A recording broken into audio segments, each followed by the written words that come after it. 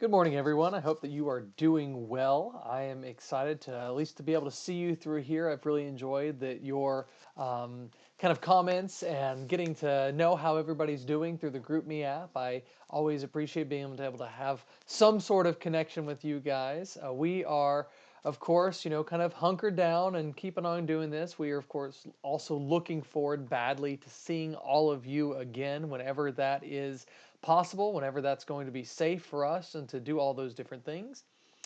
This morning, what we're going to be doing is we're going to be picking up our study in the book of Kings, and we're going to be working on a new section of where we're at this morning, and that is we're going to continue our study and the discussion of how no king is like David, portrayed in the book of Kings, and we're going to be picking up in 2 Kings chapter 14, verse 1, and we're going to be going through this morning all the way through chapter 15, verse 7. This is kind of a strange section of text in some sorts of ways. The first reason for that is it's a little bit different from what we've seen before.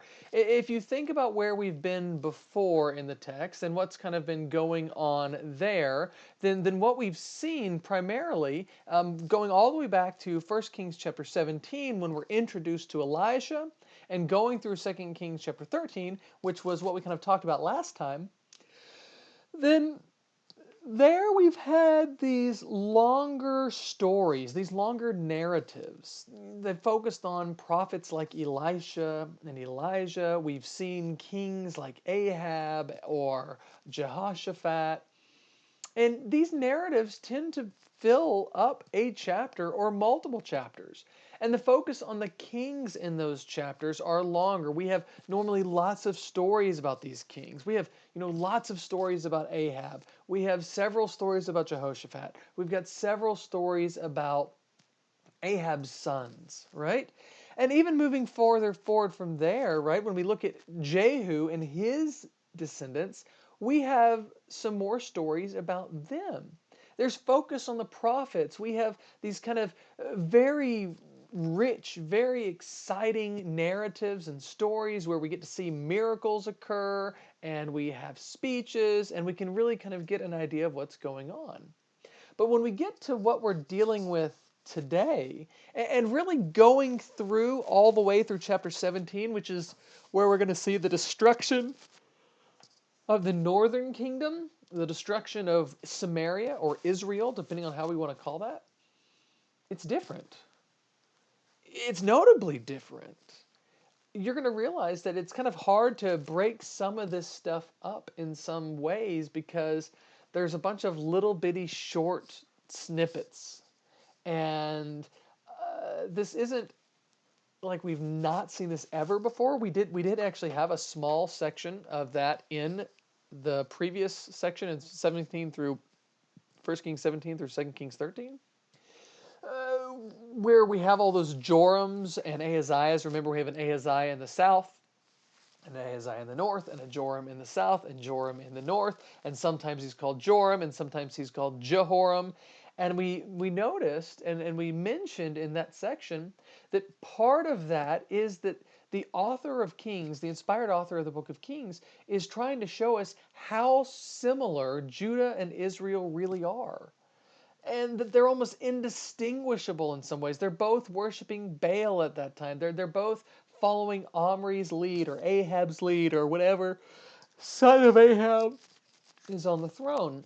And that ultimately, of course, we're going to see that what's going to happen to the northern kingdom, which is what we're going to find out at the end of chapter 17, which we won't get to today, but I think we'll probably get to next week, is going to happen to Judah as well. And so that focus again on these short narratives where we don't get a lot of information, where we have less focus on the kings, where we have more confusion, right? We're going to have two Jeroboams, and we've got a Joash in the north and a Joash in the south, and sometimes he's called Joash, and sometimes he's got called Jehoash. It's meant that everything is supposed to merge together. In other words, it's not just that you're confused. It's not just that it's that it's meant to be confusing. It's meant to be something that is squished together. And yet, just as in 1 Kings chapter 16, right before we get Ahab in the story, we find that there was a king named Omri who was extremely powerful geopolitically, extremely powerful in terms of what is going on there economically, that he was wicked, and so the kingdom doesn't really focus on him very much. We're going to see the same thing is true this time. In fact, when we get to Jeroboam II, we'll talk about this a little bit more, but this is the most powerful the northern kingdom ever is since the time of Solomon. So we'll kind of have those ideas in the back of our head. We'll talk about them as we go through the rest of our story today. But where we're going to get to first is we want to look at this first section here in Kings. And I'm going to pull up the scripture so that we can read. And I think, I'm pretty sure, let me make this a little bit larger so you can see it. I think that I have got all of my things fixed so that we can all understand what I'm saying and hear. I dearly hope so. I'm sorry for the confusion last week. Here we're going to read the first 6 verses of 2 Kings chapter 14. So, get that out of the way. In the 2nd year of Joash, the son of Jehoahaz, the king of Israel, Amaziah, the son of Joash, king of Judah, began to reign. He was 25 years old when he began to reign, and he reigned 29 years in Jerusalem. His mother's name was Jehoaddan of Jerusalem. And he did what was right in the eyes of the Lord, but not like David his father. He did all the things as Joash his father had done. But the high places were not removed, and the people still sacrificed and made offerings on the high places. And as soon as the royal power was firmly in his hands, he struck down his servants who had struck down his king the father. But he did not put to death the children of the murderers, according to what is written in the book of the law of Moses, where the Lord commanded, fathers shall not be put to death because of their children, nor should any children be put to death because of their fathers. But each one should die for his own sins. So when we come back to here and see what's going on, then we're kind of introduced to this character, this king, the new king, right, whose name is Amaziah, and he is a king of Judah. He's a king in the south. And he is the son of Joash. Now, Joash, as we talked about last class, he was a half good king, right? In the beginning of his reign, he does the good things. He listens to what his advisor says, the priest. He rebuilds the temple. Everything's going right. But you remember what happens is that he, according to Chronicles, starts worshiping idols. And God puts him under the control of another people, and he plunders the temple in order to give tribute to his invader. Well, here we're going to see that this king, Amaziah, is going to be very much a son of his father. Now, he's 25 years old when he begins to reign. He's going to rule for 28 years, perhaps some of this time as a co-ruler or a co-regent. That seems very likely with his son. But we read 2 really competing narratives in some ways. And the first is that he does good, right? He's good in the eyes of the Lord. And he does what his father does. And by what we mean by his father does is he doesn't serve the Baals. He doesn't build golden calves. He doesn't do those sorts of things. But he doesn't do what David does. Right? That immediately he's compared between these 2 kings. He's compared to Joash, his father, and he's compared to David, who really should be his father. The one he's really should be like is David. But he's not like David. He does not remove the high places. The high places, like where we see in this picture here, which is where people would have offered incense, and where there would have been priests, and people would have offered sacrifices.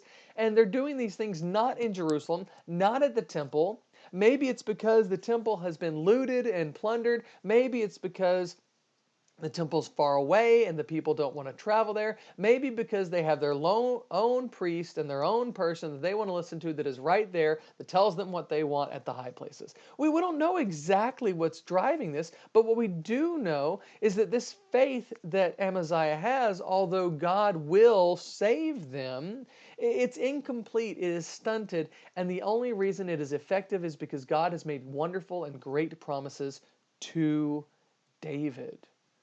that it's God's promise to David that you're always going to have someone to sit on the throne. That's what is saving Judah. It's going to be the salt of the earth or the light of the world that preserves the southern kingdom for a very, very long time. So we saw last time in 2 Kings chapter 13 that after the failure and after the temple's looted and after the nation has been,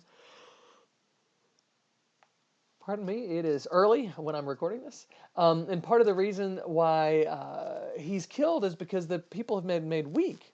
Now, some people have suggested that Amaziah may have had a hand in that. I think that maybe is a little too much. But certainly we see that he kills off his father's conspirators. But he is kind of like David in some ways. Remember, when David came to the throne, he did not kill off all of Saul's family.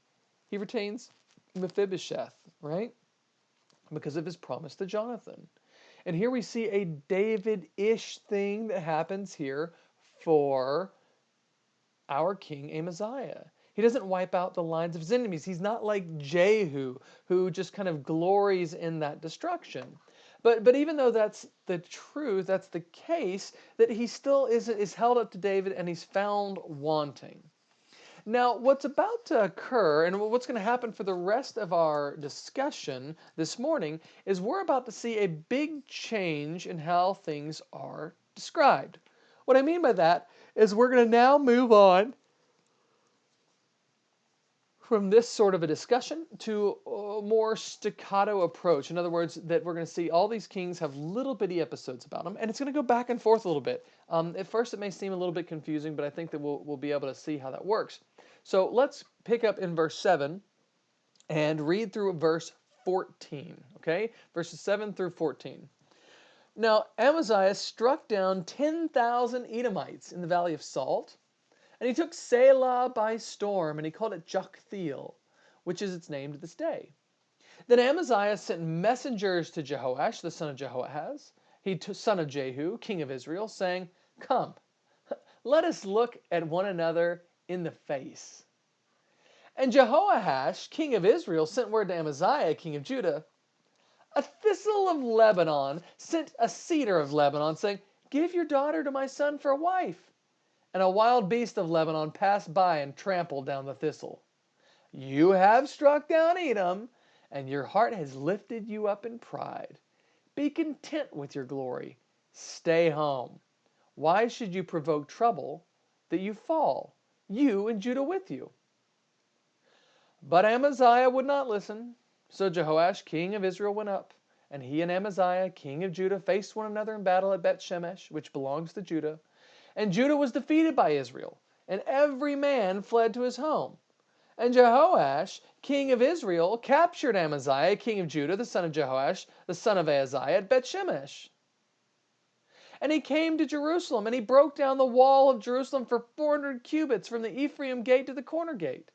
And he seized all of the gold, and all of the silver, and all of the vessels that were in the house of the Lord, and in the treasuries of the king's house, and hostages.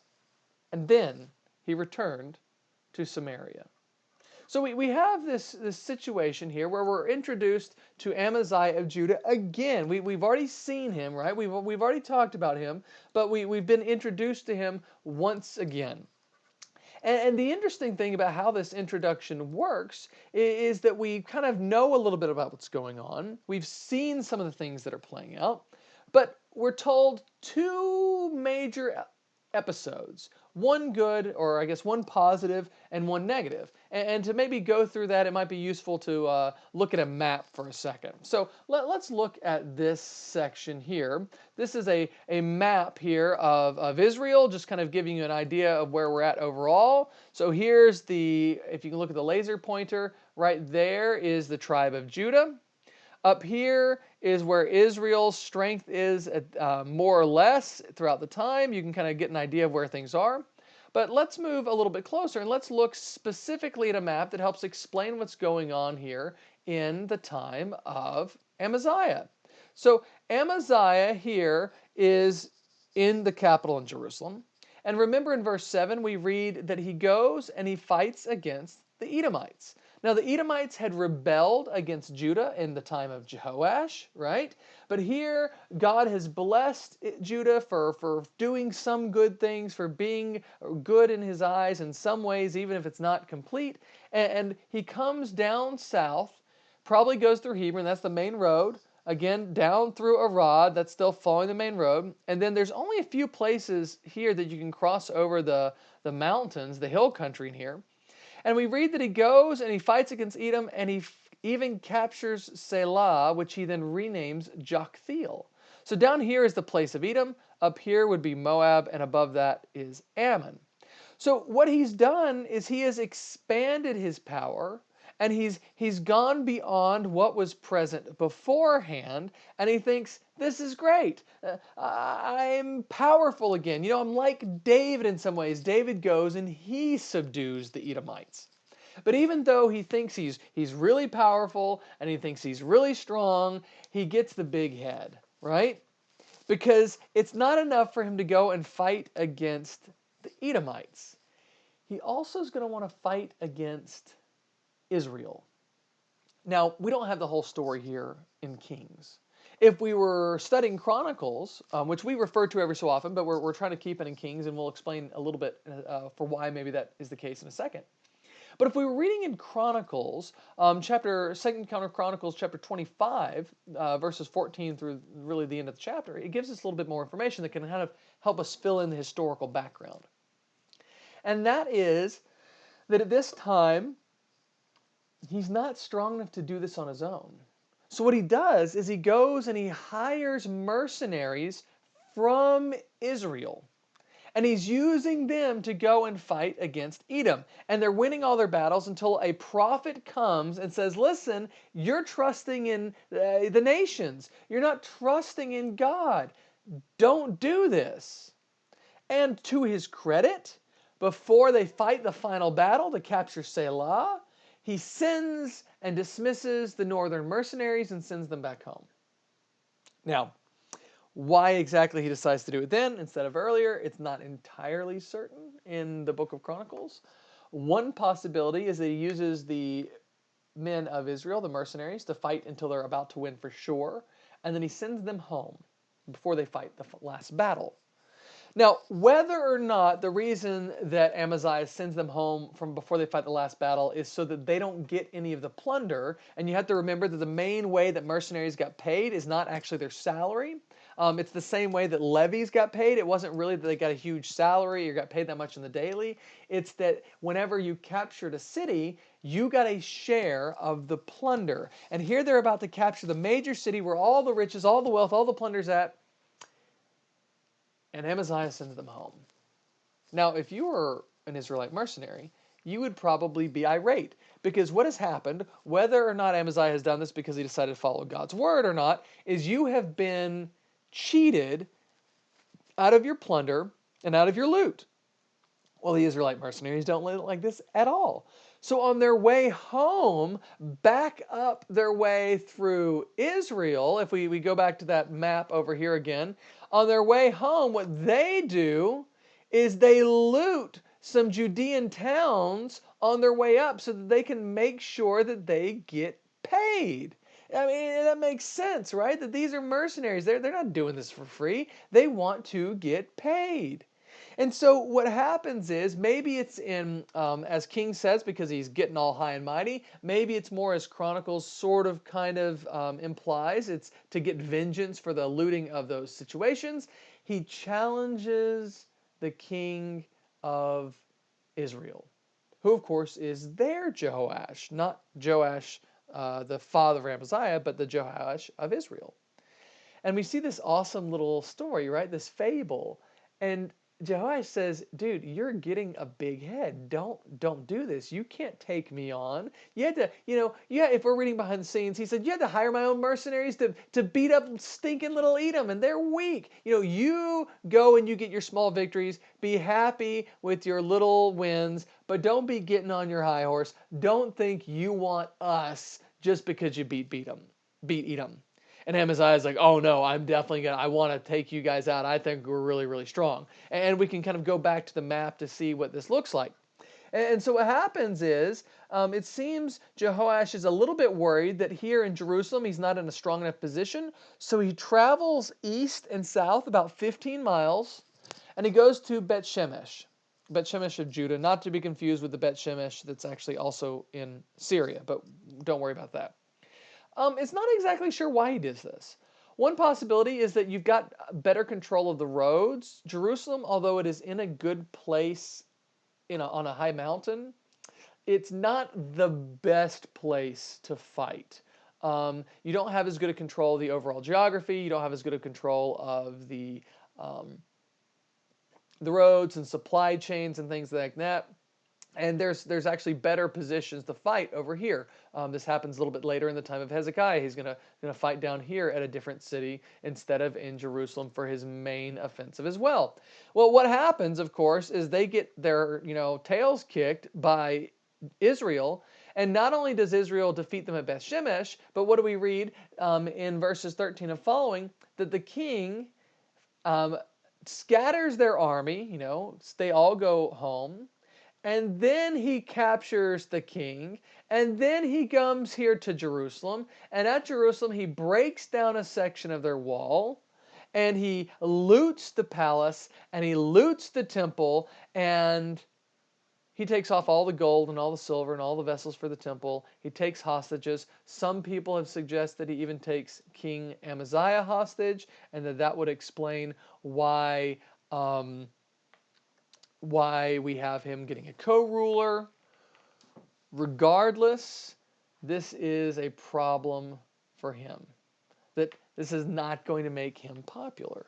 Well, after that, we're having the switch then is going to go over to the next king.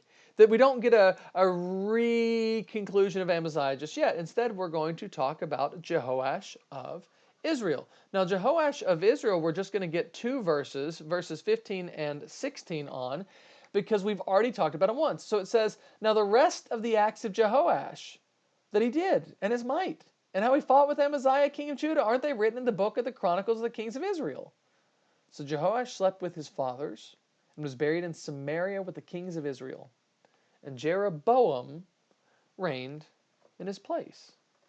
Now, here, in these two verses, there's no critique of his reign. There's no description of, is he a good king? Is he a bad king? Does he walk in the ways of Jeroboam the first? Does he not? Does he abandon the golden calves, or does he not? And that's because we already have seen that back in 2 Kings chapter 13, verses 10 through 11. We already have all of that information. So why does he bring him back up again? Because he wants to make sure that we have Jeroboam in our mind. He's going to be contrasting this Joash with the Joash that we talked about in 2 Kings chapter 13. In other words, it's to emphasize what's going on.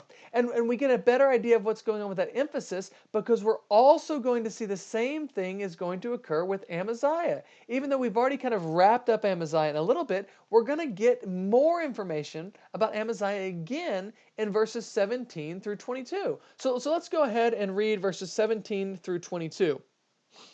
Now Amaziah, the son of Joash, the king of Judah, lived 15 years after the death of Jehoash, son of Jehoahaz, king of Israel. Now, all the rest of the deeds of Amaziah, aren't they written in the book of the Chronicles of the Kings of Judah? And they made a conspiracy against him in Jerusalem, and he fled to Lachish. But they sent after him to Lachish, and they put him to death there. And they brought him on horses, and he was buried in Jerusalem with his fathers in the city of David. And the people of Judah took Azariah, who was 16 years old, and made him king instead of his father Amaziah. Now he rebuilt Elath, and he restored it to Judah. And after that, the king slept with his fathers. So we're introduced again to Amaziah. Now he outlives his rival, but not alone. His son seems to be co-regent with him for a little bit of time, perhaps because of military failure, perhaps because of the coup. But notice what happens. Eventually he's killed. Now, we're not going to get a ton of information about him there, but we do get more information in Chronicles. But we'll kind of talk about that when we get kind of introduced here to Azariah, but we won't talk about him yet. But here we have Amaziah again returning, that we went Amaziah of Judah, Jehoash of Israel. But we've been going before that, right? We had Jehoash of Judah and Jehoash of Israel. That we're mixing all these kings together because they're not that different. In other words, that we have, just as Joash of Judah dies in a coup attempt, right, when he's killed off by his conspirators, and we read in verses 7 through 14 and verses 1 through 6 that when Amaziah becomes king, he doesn't kill off the conspirators' families. Remember how Joash himself had become king? It was also through a conspiracy. So even though the same family line has gone from, if we include Athaliah, to Joash, to Amaziah, to Azariah, all four of those kings or queens have died or come to the throne because of assassinations or because of palace coups. In other words, it seems like they're in good shape. It seems in some ways like they're doing okay, like they have peace, but they really don't.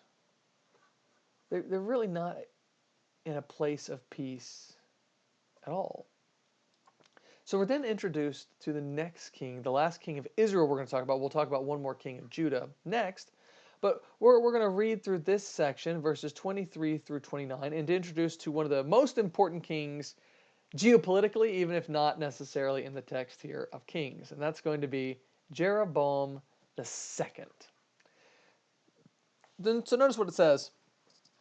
In the 15th year of Amaziah, the son of Joash, king of Judah, Jeroboam, the son of Joash, king of Israel, began to reign in Samaria. And he reigned for 41 years. And he did what was evil in the sight of the Lord. He did not depart from all the sins of Jeroboam, the son of Nebat. That would be Jeroboam the first, when he made Israel to sin. He restored the border of Israel to Lebo Hamath, as far as the sea of Arabah, according to the word of the Lord, the God of Israel, who spoke by the servant Jonah, the son of Amittai, the prophet, who was from Gath Hever. For the Lord saw the affliction of Israel was very bitter, for there was none left, bond or free, and there was none to help Israel. But the Lord had not said that he would blot out the name of Israel from under heaven. So he saved them by the hand of Jeroboam, the son of Joash. So here we're introduced to this character, this king, Jeroboam of Israel. Now, during the time of Jeroboam, this is the most powerful time, the most important time, the richest time, the most strong time, I guess we might say, in the history of the northern kingdom. Now, what I want to explain by that is this, and to this we're going to go back to our map for a second, okay? Now, if you remember, this is kind of the map of Israel and Judah, okay? It gives us an idea of what it looks like here. This was that map we were showing focused on the south. But this map over here, and let me, on the right side, okay, you should be able to see the pointer now. This map here on the right side is actually a map of what the Bible says King Solomon's reign was, and his borders and his districts, back in 1 Kings chapter 8. And the really interesting thing is that in 1 Kings chapter 8, verse 65, it says that Solomon's power extended far to the north, and it says that the border then is right here, what we know as the Sea of Chinnereth, or the Sea of Galilee, okay? But it goes as far as Hamath. Now, Hamath here is kind of encroaching into the area of Syria, Damascus, okay? And notice then, what does it say, and there's Adamah, which we also had mentioned. What does it say there in 2 Kings chapter 14, there in verse 25? That God restores here to Jeroboam II land as far as Hamath and the Sea of Arabah. In other words, the inspired writer is making sure that we make a particular connection. And that is, he wants us to understand that what and how powerful that Jeroboam II is it's similar to King Solomon. And in fact, Jeroboam II, if we read the prophets, particularly Hosea, or if we read Amos, who are both prophets in writing to the north, to Jeroboam II's land, in the time of Jeroboam, which both of the prophets mention in verse 1 of their books, then this is a time of insane wealth and prosperity for the Israelites. They're wealthy, they're powerful, they're rich. Everything seems to be coming up great for them. And the reason for that we know is because God has destroyed their main rival. The enemy that, of course, Israel has been tangling with the most the past 10 or so, 20 chapters, is Syria, and particularly Hazael and Ben-Hadad. Well, in 806, between 806 and 802, Assyria, not Syria, not Aram, under a king named Adad-nirari III, has come in and destroyed Damascus. Now, what that means is that God has removed the primary enemy of Israel. He's removed them in 802. Now, they don't end up invading Israel at this time. There's kind of different reasons for that. Probably they start having to fight back at home with these people called the Urartans who come out of the Zagros Mountains. But this leaves a huge power vacuum that the Israelites, the people of northern Israel, the Sumerians, are able to exploit. They're able to take all that land without the Syrians fighting. They gain enormous wealth, so much wealth that they start building up these huge lands. Amos and Hosea talk about woe to you who adds field to field and things of that nature. He's going to rule for a long time. God has blessed them because he saw how bitterly they were being treated under the Syrians. And we have all these situations, and God is going to give them a very, very long reign, and God is going to give them wealth and power and prestige and everything you could possibly want. But how is everything described in the prophets? Remember when we went through Hosea and Amos? That this ruler, that Jeroboam's II, that his military exploits, his economic achievements, they just lead to him bringing oppression to the people. That he oppresses the poor, that he oppresses the widows and the orphans. He oppresses the foreigners. They follow in the sins of Jeroboam, that they follow in idolatry, and they don't think that real religion matters. Remember those three things that we talked about that we see so often there in the prophets, that they commit idolatry. It's idolatry and pseudo-religion and economic or the social injustice. That's exactly what's happening here.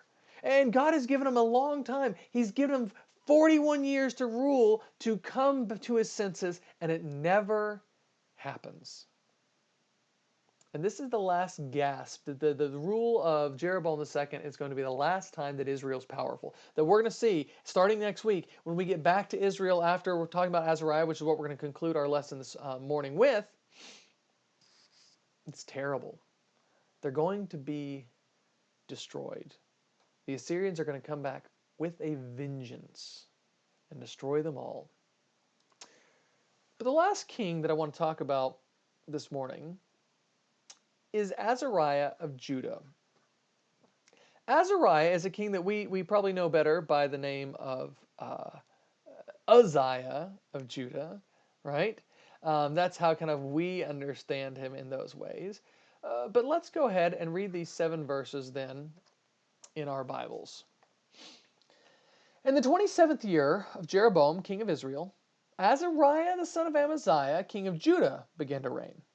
He was 16 years old when he began to reign, and he ruled for 52 years in Jerusalem. His mother's name was Jechaliah of Jerusalem, and he did what was right in the eyes of the Lord, according to all that his father Amaziah had done. Nevertheless, the high places were not taken away. The people still sacrificed and made offerings at the high places. And the Lord touched the king so that he was a leper to the day of his death, and he lived in a separate house. And Jotham the king's son was over the household, governing the people of the land. Now the rest of the acts of Azariah and all that he did, are they written in the book of the Chronicles of the kings of Judah? And Azariah slept with his fathers, and they buried him with his fathers in the city of David. And Jotham his son reigned in his place. Now this king, Azariah, he is actually called Uzziah. That's probably who we know him mostly by. And even though he only gets a few verses here, 7 verses, kind of like the same in some ways as Amaziah does, although we have the other stories and the other places for Amaziah, we don't have him as a focus in the book of Kings. Now, the book of Chronicles cares a lot about Uzziah. He shows up in 2 Chronicles chapter 26 is kind of the main chapter that he gets. He gets an entire chapter, a lot of different narratives, a few different stories, and it can kind of enlighten our understanding of the history. We'll explain maybe why in a second that it's not emphasized in the book of Kings. It's because they're doing different things. But here we read again that like his father, like Amaziah, like Joash, he does what is right up to a point. And God blesses him because he does do what is right up to a point. That 2 Chronicles chapter 26 notes that he defeats the Philistines, that he subdued the Ammonites, that he rebuilds the southern border at Elat. And yet, here we see that God also strikes him with leprosy. Now, we haven't seen leprosy in a very long time. We haven't seen leprosy since, of course, the time of Elisha with Naaman the Syrian and Gehazi.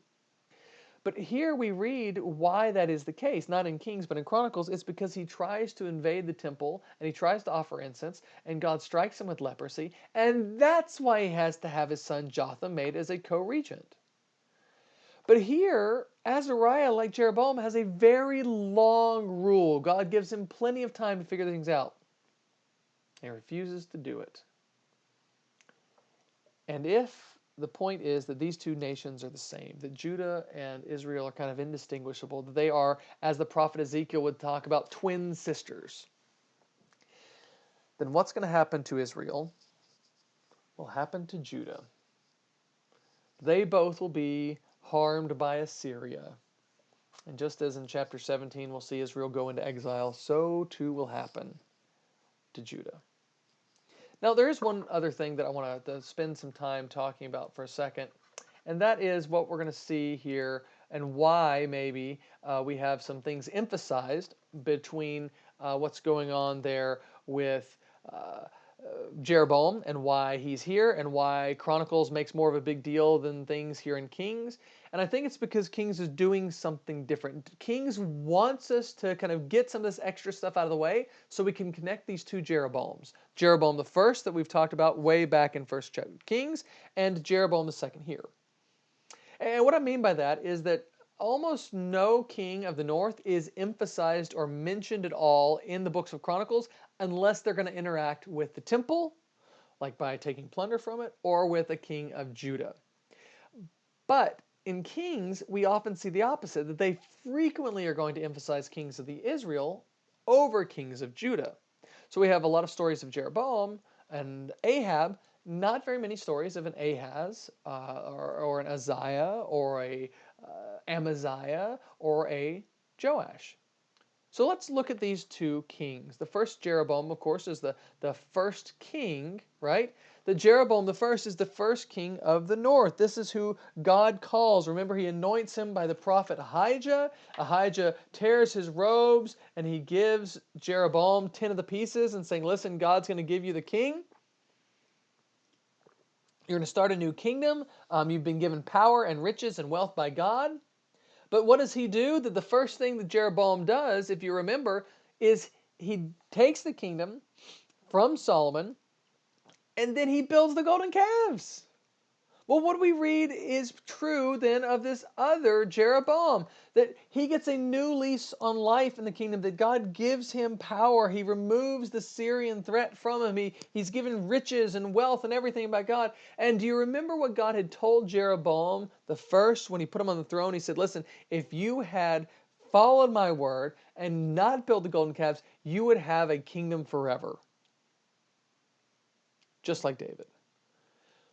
Well, Jeroboam's ancestor is Jehu. Now, Jehu, God says, because you have done my word partly, I'm going to give you the longest lasting dynasty of the north. You're going to get 5 generations. Well, Jeroboam is generation 4. And do you remember why Jehu doesn't get unlimited generations like David? It's because God says, because you didn't destroy the golden calves. Well, what is the main thing that we read about Jeroboam II? Is that he does just like his predecessor Jeroboam. He doesn't destroy the golden calves. Well, if we move on a little bit more, then we see something a little bit interesting too. And that is, after Jeroboam, there are 7 kings.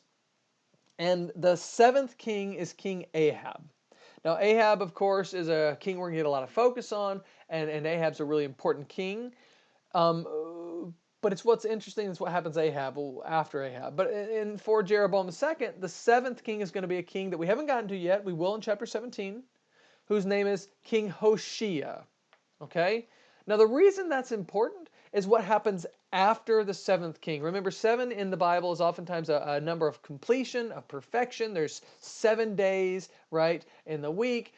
We have 7 years all the time. That's the Sabbath year and things of that nature. Well, here, the 8th king, right, the one that follows, not necessarily the 8th king, but the one who follows Ahab's dynasty is Jehu. And Jehu, what does he do? He comes in and he wipes out Ahab's family.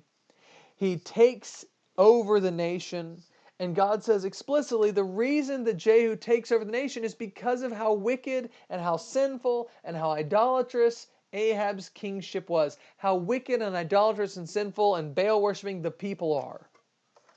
Well, what happens after King Hoshea? It's not a Jehu. It's bigger and worse.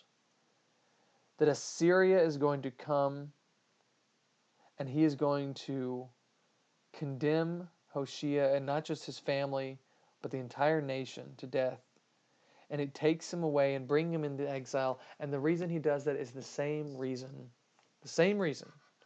that he did it to Ahab's family.